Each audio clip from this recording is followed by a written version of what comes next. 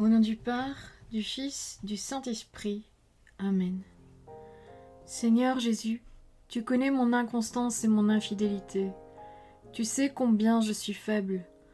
Alors je demande en ton nom que notre Père céleste envoie son Esprit pour que quotidiennement je puisse entreprendre la lecture du catéchisme de l'Église catholique et que mon cœur s'ouvre à la tradition enseignée par ton Église, ma mère.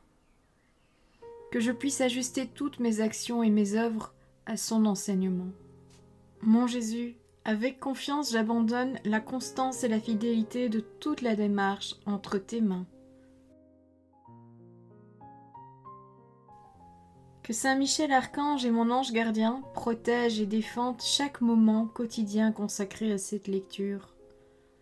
Maintenant, avec toi et par ta voix, disons: Notre Père, qui es aux cieux, que ton nom soit sanctifié, que ton règne vienne, que ta volonté soit faite sur la terre comme au ciel. Donne-nous aujourd'hui notre pain de ce jour. Pardonne-nous nos offenses comme nous pardonnons aussi à ceux qui nous ont offensés. Et ne nous laisse pas entrer en tentation, mais délivre-nous du mal. Amen.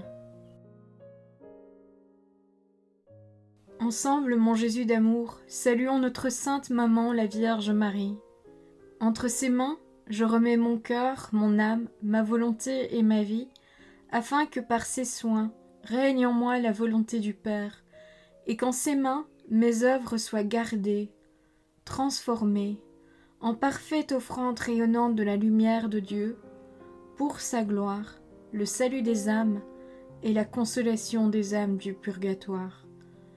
Je te salue Marie, comblée de grâce. Le Seigneur est avec toi, tu es bénie entre toutes les femmes, et Jésus, ton enfant, est béni. Sainte Marie, Mère de Dieu, prie pour nous, pauvres pécheurs, maintenant et à l'heure de notre mort. Amen. Je te salue Marie, comblée de grâce, le Seigneur est avec toi.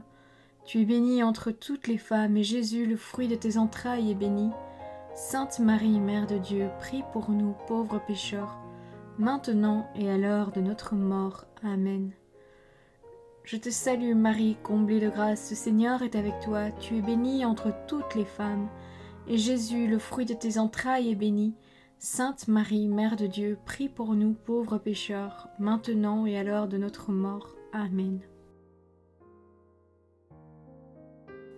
Ô Saint-Esprit, par l'intercession du cœur immaculé de la Sainte Vierge Marie, et par le cœur chaste de Saint Joseph, donne-moi un cœur doux, humble, pur, miséricordieux et charitable. Rends-moi docile à tes célestes inspirations, et prompte à y répondre. Que mon cœur enflammé de ton amour soit en toutes ses œuvres dans la volonté du Père, œuvrant ainsi sous ton joug léger et joyeux. Père céleste, je fais ces demandes par les mérites, les œuvres et les souffrances de Jésus-Christ, ton Fils bien-aimé. En mon nom, au nom des âmes de ma famille, au nom des âmes de mes proches, au nom des âmes qui se sont recommandées à mes prières, au nom des âmes constituant ta Sainte Église, le pape, les cardinaux, les évêques, les prêtres, les religieux et religieuses, les laïcs, au nom des âmes qui ne te connaissent pas, des âmes des païens, des âmes des hérétiques, des âmes des apostats et des âmes froides. En tout temps, dans les siècles des siècles. Amen.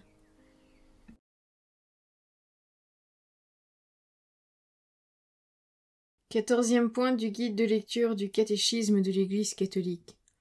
L'homme vertueux peut-il se sauver tout seul? En bien des domaines de l'existence, l'individualisme d'aujourd'hui incline chacun à se tirer d'affaire tout seul. Sur le plan moral et religieux, on estime aussi se suffire à soi-même. On a sa conscience pour soi, et on présume avoir des intentions pures. Quel besoin a-t-on d'être assisté d'un secours que l'Église dit surnaturel et qu'elle appelle la grâce? Le volontarisme en matière religieuse et morale est de tous les temps. C'est la tentation pélagienne, du nom d'un moine de l'Antiquité qui assurait pouvoir atteindre la perfection et faire son salut sans autre recours que la fermeté du caractère et la volonté arquée dans l'effort vertueux. L'Église s'est toujours insurgée contre ces prétentions qui excluent la grâce divine du champ de la vie morale et spirituelle du chrétien. Elle retient la parole du Seigneur. « Sans moi, vous ne pouvez rien faire. » Évangile selon saint Jean, chapitre 15, verset 5. Le catéchisme de l'Église catholique développe 3 enseignements. Les limites de notre nature humaine pour faire le bien, les secours de la grâce qui nous sont acquis par la rédemption du Christ, et la présence de Dieu au cœur des fidélités du croyant solidaire de ses frères en Église. Voir le numéro 2074. L'homme blessé est vulnérable. Comme il est rappelé plus haut dans le dossier « L'homme divisé en lui-même », il y a un réalisme de la foi dans la vision qu'elle donne de l'homme et de sa condition terrestre. Elle reconnaît sa grandeur et sa vocation. Elle atteste aussi sa fragilité et ses limites. Ni surévaluation de sa dignité, ni masochisme devant les faiblesses humaines. Voir les numéros 355, 1730, 1719, 1739. Il y a une expérience universelle du péché dans l'humanité. La conscience se débat toujours devant le choix entre le bien et le mal. Elle est parfois exposée à des choix difficiles. La vertu et le sens de l'obligation morale butent sur les conflits des devoirs. Voir les numéros 386, 1860, 1732, 1787 et 1788. La parole de Dieu révèle à l'homme sa connivence avec le péché, dont elle éclaire la malice et la perversité.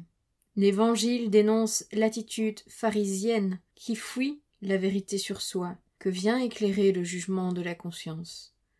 Voir les numéros 581 et 582, ainsi que 2285. La foi appelle la conversion du cœur. En luttant contre les instincts mauvais, le croyant se renouvelle au-dedans par un cœur nouveau. Cet effort de conversion n'est pas seulement une œuvre humaine. Voir les numéros 1427, 1428, 1723, 1433 et 1427. Le changement intérieur est le fruit du secours divin qui s'appelle la grâce, et de la liberté de l'homme. Par l'assistance qu'elle apporte, la grâce fait grandir en l'homme la vertu. Voir les numéros 1742 et 1810. Accueillir le don de Dieu. Le salut vient de Dieu seul. C'est parce que Dieu est amour, dans la première lettre selon saint Jean, chapitre 4, verset 8, qu'il manifeste l'immensité de sa charité en s'adressant aux hommes comme à ses amis pour les recevoir dans sa communion. Voir les numéros 169, 221, 733, 142. Le salut est l'œuvre de la Trinité tout entière. Le Père n'a pas envoyé son Fils dans le monde pour juger le monde, mais pour que le monde soit sauvé par lui. Évangile selon saint Jean, chapitre 3, verset 17. Par la croix glorieuse du Fils, nous sont acquis les fruits de la grâce, de la rédemption. L'Esprit Saint est présent dans l'âme du croyant et il agit par ses dons. Voir les numéros 258, 605, 624, 734 à 736. Le premier don de Dieu à l'homme est sa création. Voir les numéros 295 et 299.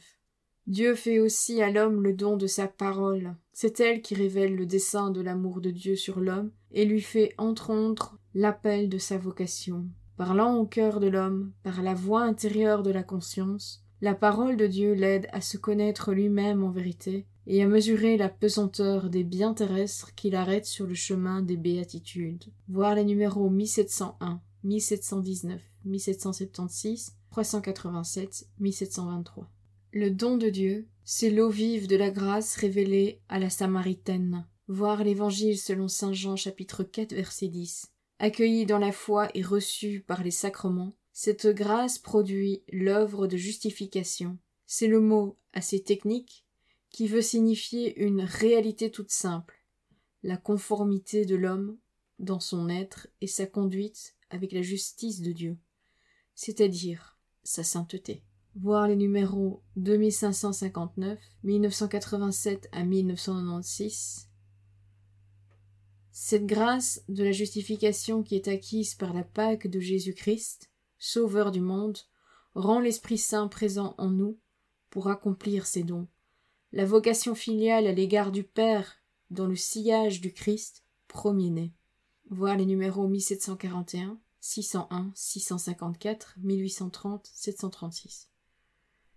La grâce ne se pose nullement en concurrence de notre liberté. Tout se joue au-dedans, dans une sorte de synergie entre la liberté humaine et la grâce divine. La première s'éprouve elle-même pour atteindre le bien, la seconde la libère et la purifie, l'élève et la sanctifie. C'est l'œuvre de l'esprit, le maître intérieur. Voir les numéros 1742 et 1995. La pratique des vertus humaines elle-même entre dans ce mouvement dynamique tout intérieur conduit par l'Esprit Saint. C'est l'équilibre moral, si difficile à atteindre et à garder, qui trouve son assurance dans le don de l'Esprit. Voir les numéros 1810 et 1811. Toutefois, le catéchisme de l'Église catholique met en garde contre tout illuminisme. Parce qu'elle est d'ordre surnaturel, la grâce échappe à notre expérience et ne peut être connue que par la foi. Il suffit aux chrétiens de se souvenir de la parole du Christ. À leurs fruits, vous les reconnaîtrez. Voir l'Évangile selon saint Matthieu, chapitre 7, verset 20. Pour en considérer la présence en lui-même et dans la vie des fidèles, surtout des saints. Voir le numéro 2005. Nul n'est vertueux pour soi, ni tout seul.